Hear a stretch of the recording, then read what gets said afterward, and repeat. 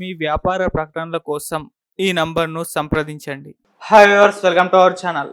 So BRS పాలన పైన అంటే ఈ 10 ఏళ్ల పాలన ఎలా ఉంది, ఎంత ఖర్చు చేశారు అన్న దానిపైన ఒక నివేదికని బయట పెట్టడం చూస్తున్నాం.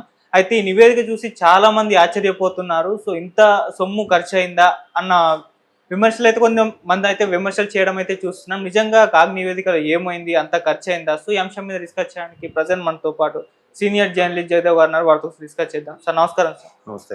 సార్ రిపోర్ట్ అది మీరు కూడా చూసారు. దాదాపు 288 lakh crores ఖర్చు అయిందని వాళ్ళు చెప్పడం చూస్తున్నాం. నిజంగా అంత అయిందా? దీని పట్ల అయితే కొన్ని విమర్శలు రావడం, సోషల్ మీడియాలో చాలా మంది ఆశ్చర్యం వ్యక్తం చేయడం చూస్తున్నాం. మరి మీ ఒపీనియన్ ఏంటి సార్ దీనిపైన? ప్రభుత్వం మారిన తర్వాత గత ప్రభుత్వం మీద ప్రస్తుత ప్రభుత్వాలు దుమ్మెత్తిపోయడము, వాళ్ళ తప్పులు లేవనెత్తి చూపడం అనేది సర్వసాధారణం.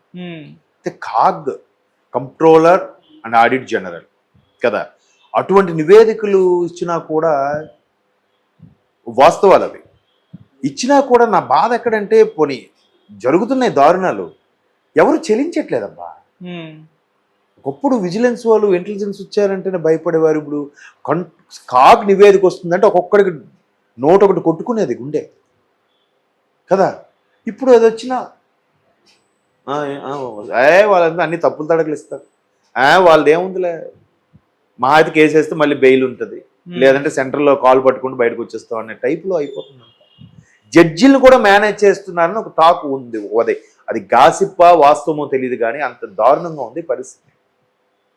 ఇప్పుడు కాదు, నాకు 2019 అంటే 18లో అక్కడ తెలంగాణ ప్రభుత్వం వచ్చింది, 19లో ఏపీలో ప్రభుత్వం ఫామ్ అయింది, 20లో 21లో ఒక సీనియర్ జర్నలిస్ట్ నా మిత్రుడు ఇట్లాగే ఆంధ్రాలో జగన్మోహన్ రెడ్డి గారి మీద చాలా అలిగేషన్స్ వస్తున్నాయరా, ఏంటి వాస్తవం అంటే, ఇక్కడ మాత్రం లేవేంటి తెలంగాణలో అన్నాడు.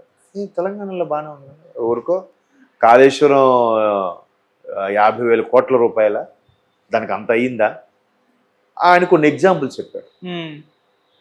కొన్ని కావాలనే ప్రాజెక్టులు ఇవ్వడం, కొన్ని కావాలనే అక్కడ చేయడం, కొన్ని ఏరియాల్లో ఇప్పుడు బిజీగా ఉన్న దగ్గర ఫ్లైఓవర్ అంటే వేయచ్చు, బిజీ లేని దగ్గర కూడా ఫ్లైఓవర్ వేశారని సీనియర్ పాత్రికేయులు నాకు చెప్పారు ఎగ్జాంపుల్స్. లేదన్నా అక్కడ ఉండాలి కదన్నా అంటే, అరే ఆ ఏరియా పేరు ఇప్పుడు దానికి బెస్ట్ ఎగ్జాంపుల్ చెప్తాను.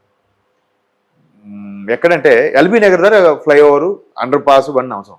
ఎల్బీ నగర్ ముందు నాగోలు దాటిన తర్వాత ఆర్టీసీ ఏదో ఉంటుంది, ఆర్టీసీ కాలనీ ఏదో అంటారు అక్కడ, అక్కడ ఫ్లైఓవర్ ఉంటుంది. ఆ ఫ్లైఓవర్ చూస్తే మీరు అబ్జర్వ్ చేస్తే ఎప్పుడు ఖాళీగానే ఉంటుంది, అక్కడ అంత ఫ్లైఓవర్ అవసరమైన ఉండదు అంటే ఆయన అభిప్రాయం. ఆయన ఇలా చెప్పాడు. ఇట్లాంటి చాలా అవకతవకలు ఉన్నాయి. ఇప్పుడు మొన్న రేవంత్ రెడ్డి గారు చెప్పింది ఏంటి, నెక్స్ట్ మళ్ళీ వీళ్ళే ప్రభుత్వం వచ్చేస్తారనుకొని 22 ల్యాండ్ క్లూజర్లు కొనిసి పెట్టారు విజయవాడలో అని చెప్పారా. విజయవాడలో పెట్టడం ఏంటి, ఇక్కడే పెట్టచ్చుగా. పోనీ బస్ బాడీ చేయడం, అదే వెహికల్ బాడీ చేయడానికో బుల్లెట్ ప్రూఫ్ చేయడానికో పెట్టారనుకుంది. ఎందుకు దాచిపెట్టాలి? ఆ 66 కోట్లు ఎవరివి, ఒక్కొక్కరు 3 కోట్లు విలువైంది. దానికి మళ్ళీ బుల్లెట్ ప్రూఫ్ చేయించడానికి మళ్ళీ ఇంకో ₹1 కోటి ఖర్చు. ఎవరివి డబ్బులు, అలాంటి ఎన్ని కోట్లు. ఆ తర్వాత మొన్న సెక్రటరీకి సంబంధించి ఒక మహిళా ఉద్యోగురాలట వస్తుందంట. ఆవిడ ఇప్పుడు రేవంత్ రెడ్డి గారి ప్రభుత్వం వచ్చిన తర్వాత ఆవిడ విధుల్లోకి వస్తుంటే చుట్టుపక్కల ఎవరు, అమ్మ మీరేంటి ఇన్ని రోజులు కొత్తగా అపాయింట్ అయ్యారా అంటే, లేదంటే నేను గత 5 ఏళ్ళుగానో 10 ఏళ్ళుగానో చేస్తున్నాను. మీరు ఏ రిక్రూట్మెంట్ అంటే మేము చెప్పలేకపోతుందంట. ఎప్పుడు టెస్ట్ రాశారంటే చెప్పలేకపోతుంది. Group 2 officer. మీరు ఎప్పుడు రాలేదని అంటే వర్క్ ఫ్రమ్ హోమ్ అంట. Government employee work from home ఏంటి? ఇవన్నీ లావాదేవీలు తీశారు. ఎవరో తీసేసరికి గత ప్రభుత్వంలో ఒక మంత్రి గారి తాలూకా రికమెండేషన్తో ఇంటి దగ్గరే ఉంటున్నాను, నాకు 1,60,000 నాకు అకౌంట్లో శాలరీ పడిపోతుంది. ఇలాంటివన్నీ. లేదా ఎవరికో మహిళలకి పుట్టగానే డెలివరీ అవ్వగానే గర్భవతికి డెలివరీ కిట్లు ఇచ్చారు పిల్లలకి కూడా. ఆ కిట్లు ఇచ్చి ఒప్పుకుంటారు. ఆ కిట్లు ఎవరు వాళ్ళ అనుయాయులకి ఎవరికో ఇచ్చుంటారు కాంట్రాక్ట్. 100 కిట్లు ఇవ్వమని చెప్తే ఈ 80 కిట్లు 90 కిట్లే ఇచ్చారు, మిగతా 10 కిట్లు అమౌంట్ ఏమైనట్టు. కాళేశ్వరం, అలాగే సెక్రటేరియట్ అద్భుతం, అలాగే ICC integrated command and control centre అక్కడ మన రోడ్ నెంబర్ 12 అద్భుతం. నిజంగా అది చూస్తే మీరు ఒక సాఫ్ట్వేర్ కంపెనీ కూడా చాలా బాగా కట్టారు.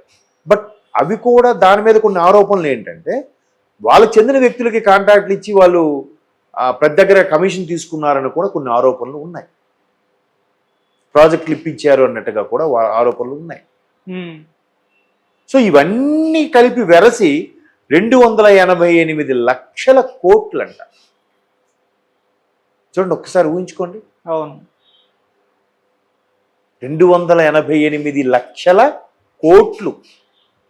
ఇక్కడ జగన్మోహన్ రెడ్డి గారు 1,00,000 కోట్లు తినేశారనే వార్తలు వచ్చాయి కదా, అది ప్రూవ్ అవ్వలేదు అనుకో వేరే విషయం. బట్ కాగు ఒక 38,000 కాగు కాదు, ఇదేంటది ఐబీ కాల, ఐబీ ఒక ఇంటెలిజెన్స్ బ్యూరో సంథింగ్, ఐబీ కూడా కాదండి, దాన్ని ఏదో అంటారు. సిబిఐ వాళ్ళు కొంత జత చేశారు, తర్వాత వాడు గుర్తు రావట్లేదు. వాళ్ళు కూడా 38,000 కోట్లు ఎంత జత చేస్తే క్లారిటీ వచ్చింది అని అనుకున్నారు. బట్ ఇక్కడ 1,00,000 కోట్లకి ఆశ్చర్యపోతుంటే 288 లక్షల కోట్లు అంటే దీనికన్నా 3 రెట్లు. మరి ఏం చేశారు అంటే దుర్వినియోగం చేశారా? ఇదంతా సొమ్ము ఎక్కడిది అంటే ఒక రాష్ట్ర బడ్జెట్ మించి ఉంది. అవన్నీ సామాన్యులకు చేరితే అన్నీ సర్వసాధారణం అయిపోవు, ఈజీ అయిపోదు. అవన్నీ ఆలోచిస్తే అసలు ఎక్కడున్నాం మనం, ఏంటి దారుణం, అలవాటు పడిపోయాం. ఎవడేం పట్టించుకోడు. అదెవరు పోకిరీలో ఒక డైలాగ్ ఉంటుంది, తిన్నామా పడుకున్నామా తెల్లారిందా, మళ్ళీ లేస్తాం, పేపర్ చదువుతాం, వార్తలు చూస్తాం, వాడిని వీడిని తిట్టుకుంటాం, మళ్ళీ డ్యూటీకి వెళ్తాం, మళ్ళీ వస్తాం, తింటాం, పడుకుంటాం, తెల్లారిందా. అంతే. ఎవరికి పోరాటం చేసే టైం లేదు, కనీసం విచారించే టైం లేదు, ప్రశ్నించే టైం అంతకన్నా లేదు. ఎవడు బతుకుల్లో వాడు బిజీ. ఓకే. ఎక్కడికి వెళ్తుంది అది అసలు? ఒక కాదు నివేదిక వస్తే లెక్కే లేదు అసలు. మరి ఇలాగ వ్యవస్థ ఎవరు వల్ల మళ్ళీ మాట్లాడడం మన ప్రజలే కదా. ఎన్ని ఇలాంటివి ఎన్ని వచ్చాయి. మొన్న మేడిగడ్డ అన్ని లక్షల కోట్లు అయితే మేడిగడ్డ ఎందుకు ఉంగింది అసలు కదా. అలాగే కొంతమంది యారక్స్ అదే సారా కాంట్రాక్ట్ సంబంధించి, వైన్ మందు కాంట్రాక్ట్ సంబంధించి కూడా ఆరోపణలు ఎదుర్కొంటున్నారు. వాళ్ళ అనుయాయులకి అప్పచెప్పారని, కట్టబెట్టారని ఎన్నో ఉన్నాయి. ఇవన్నీ ఎవరు సొమ్ము అండి? ఎవరేం చేస్తారు? ట్యాక్సుల రూపంలోనో పన్నుల రూపంలోనో సామాన్యుడి దగ్గర తీసుకున్నావో అవన్నీ ఇట్లా వస్తే ఇట్లా ఉంది.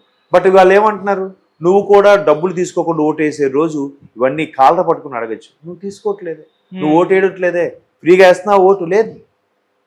అరే ఈ పార్టీ వాళ్ళు 1000 ఇచ్చారా, వాళ్ళు 2000 ఇచ్చారా, వీడు మరీ 500 ఇచ్చాడురా, 2000 ఇచ్చినోడికి వేస్తా. నీకు 2000 ఇస్తున్నాడు, నీ మీద ఒక తల మీద కనీసం 2 కోట్లు 2 లక్షలు దుబ్బేస్తున్నాడు. డైరెక్ట్గా వెళ్ళి తీసుకోవట్లేదు కదా. మనకి డైరెక్ట్గా తెలిస్తేనే నొప్పి, డైరెక్ట్గా తెలియకపోతే నొప్పే ఉండదు. మనది కాదు కదా. అబ్బా వేస్ట్ అబ్బా ఇవన్నీ మాట్లాడుకుంటే, ఎవరి పని చేసుకోండి. మరి అటువంటి హ్యూమన్ సైకాలజీ, అటువంటి సొసైటీలోంచి పుట్టిన మనం ఇంకంతకుమించి ఇంకేం ఆలోచించగలుగుతాం? వాళ్ళు అలాగే ఉంటారు. ఇప్పుడు అదే రాజకీయ నాయకుడిని తప్పు పడదాం అనుకుంటున్నాం, బట్ ఆ రాజకీయ నాయకుని అలా తయారు చేసింది మనమే. ఇప్పుడు ఆయన దగ్గరికి వెళ్ళి ఆ రాజకీయ నాయకుడి దగ్గరికి, సార్ మా తమ్ముడికి జాబ్ చేయడు సార్. ఇంకోటి వస్తాడు నీ ఫ్రెండ్, ఆడు కూడా సార్ మా చెల్లికి జాబ్ ఇవ్వండి సార్ అంటాడు. ఏమో అది ఆ అమ్మాయి కాబట్టి ఆ చెల్లికి ఇచ్చేస్తాడేమో, మా తమ్ముడికి ఇవ్వడం అని చెప్పి నేనే ఆడేం అడగకపోయినా సార్ ఇది ఉంచండి సార్, ఎలాగైనా మా తమ్ముడికి వచ్చేలా చూడండి సార్ అని ఆడికి అక్కడ లంచం అలవాటు చేస్తుంది ఎవరు? మనమే.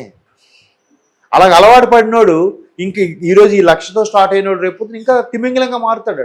చిన్న పెద్దపరిగి నుంచి స్టార్ట్ అయిన వాడు తిమింగలంగా మారుతాడు.